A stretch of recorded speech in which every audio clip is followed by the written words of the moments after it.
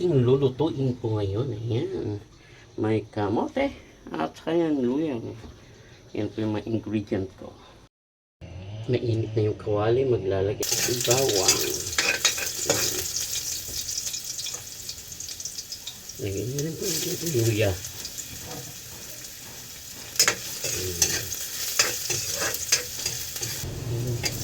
Sibuyas.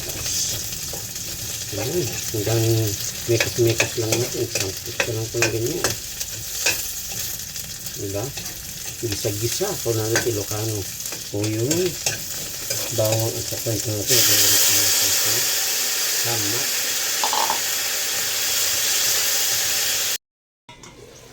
Ayun. Luto ng ating kamatis. Ilagay na rin natin itong kamote. Yung kamote po natin. And then takpan na naman po ulit para maluto po yung kamote. Ayan, luto na po yung natin. Kamote. Ayan.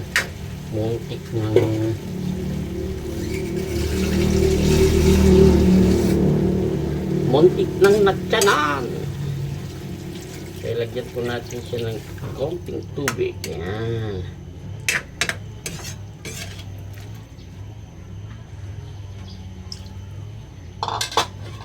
Then lagyan na rin po natin itong munggo.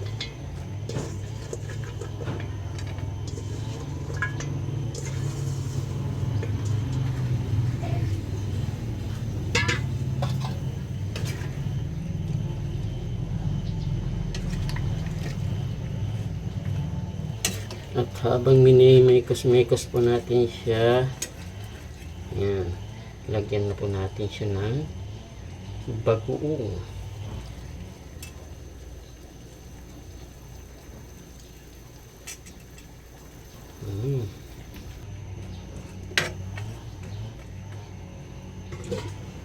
Takpan natin, pakuluan, at mamaya pwede nang kumain.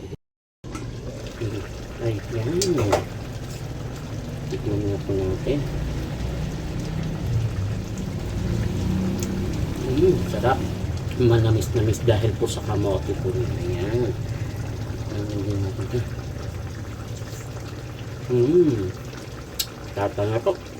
Patayin na po na rin. Luto na po sa masarap. Tara na po, kain na po tayo.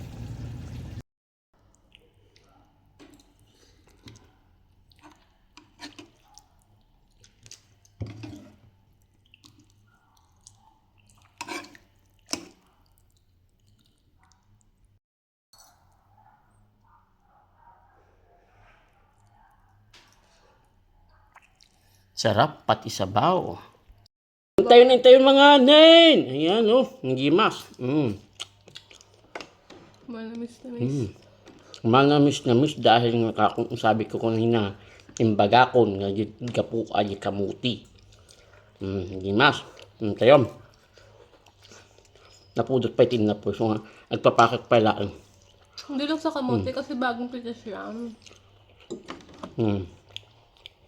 Sa Diyos ni bakit bagong pitas na parehas, pati yung kamatis bagong pitas. Kaya lahat, sarili mong tanim. Wala ka nang bibilhin, kundi binili lang po natin yung pinangkuhan po natin sibuyas at saka bawang, saka bagoong, yun lamang po.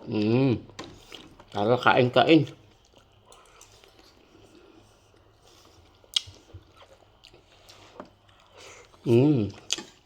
Sarap. Tayon.